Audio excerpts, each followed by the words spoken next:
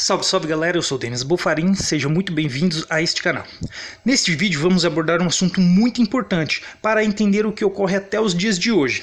Vamos falar daquele que se assentaria no trono de Deus, se declararia Deus e seria objeto de culto.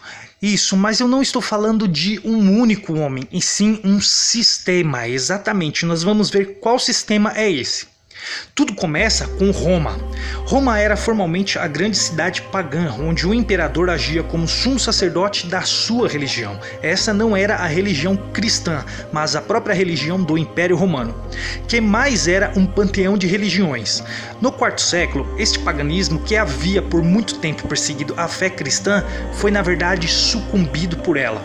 O imperador Constantino, tendo se mudado de Roma para Constantinopla em 334, estabeleceu o cristianismo como religião oficial do império.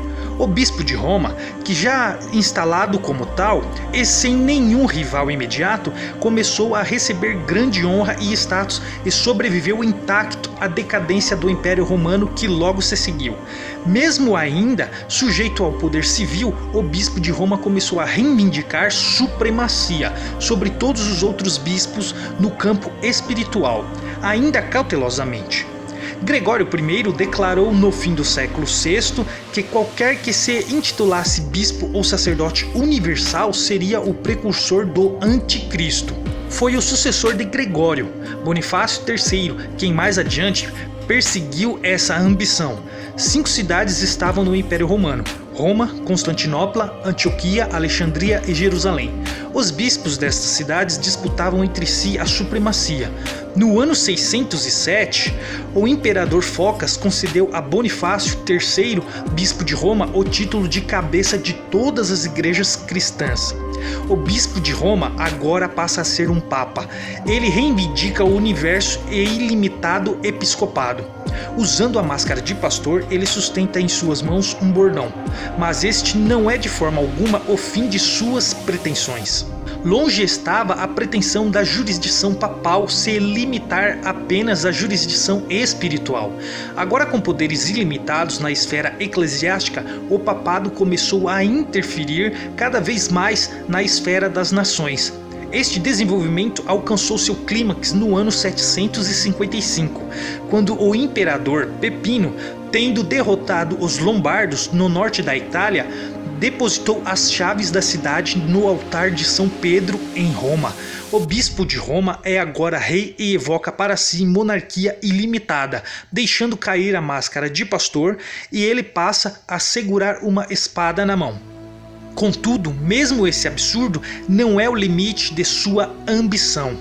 A jurisdição papal neste ponto é espiritual e temporal, mas o papado não estava contente com isso. Havia ainda outro degrau a galgar, um degrau que de tão grande era tão monstruoso. No ano de 1073, o Papa Gregório VII, conhecido como Hildebrando, reivindicou ser o representante de Deus e estar acima dos reis do mundo, e que seu reinado não era outro senão o reino de Deus. O bispo de Roma era agora Deus. Ele evocou divindade, agora ele sustenta nas mãos o cetro do universo, um mero homem de carne e sangue, um pobre pecador, reivindicando ser Deus. Já tem sido dito que Gregório VII estabeleceu a teocracia na Terra. Isto não é estritamente verdade. Teocracia significa governo de Deus. Nenhuma nação especialmente cristã deveria temer ser governada por Deus, da mesma forma como os judeus o foram, como o povo da primeira aliança. O que Gregório instituiu é o papismo, de fato foi uma eclesiocracia, é o governo por sacerdotes ou clericalismo, é a igreja dominando o Estado e tomando o controle de toda a política econômica e social. O Vaticano é uma miniatura do que Roma gostaria de alcançar sobre toda a terra. Século após século tem-se testemunhado o desenvolvimento desse extraordinário propósito. No 14º século, Bonifácio declarou aquilo que foi falado a respeito de Cristo, que todas as coisas sejam sujeitas aos seus pés. Deve ser dito da mesma forma a meu respeito. Eu tenho autoridade de Rei dos Reis, eu sou tudo em todos e sobre todos. Assim como Deus, Ele mesmo é eu, o vigário de Deus. Temos uma só autoridade, e eu sou capaz de fazer quase tudo que Deus pode fazer. O que podem me considerar senão Deus? Mas voltando um pouquinho, vamos ver o que a Igreja de Roma foi capaz de realizar, e o motivo que levou muitos a continuarem as doutrinas da Igreja Romana até aos dias de hoje. A Igreja exerceu historicamente uma espécie de sequestro da Bíblia, no sentido da sua apropriação e retenção ilegítima, em benefício próprio para impor a toda a sociedade uma interpretação única e ao mesmo tempo exercer um monopólio na direção espiritual das consciências, baseando na ignorância da mensagem bíblica pelos fiéis. Com esta finalidade, a partir do século XI, proibiu reiterada e persistentemente que os cristãos lessem, traduzissem e pusessem a Bíblia à disposição dos demais, incluindo o Antigo Testamento, livro base da religião judaica, e rogando-se também o monopólio da sua interpretação fidedigna. Foi um caso único na história que a religião se atrevesse a cortar a liberdade de leitura do seu livro sagrado aos mesmos fiéis aos que teoricamente seriam dirigidos por Deus. A apropriação da leitura pode realizar-se direta ou indiretamente. No primeiro caso, emite-se uma norma em que se contemple essa prescrição. E no segundo, tomam-se as medidas precisas para que os fiéis não tenham acesso à tradução que eles possam entender, permitindo, por exemplo, só as edições em latim e proibindo que se façam nas línguas vernáculas.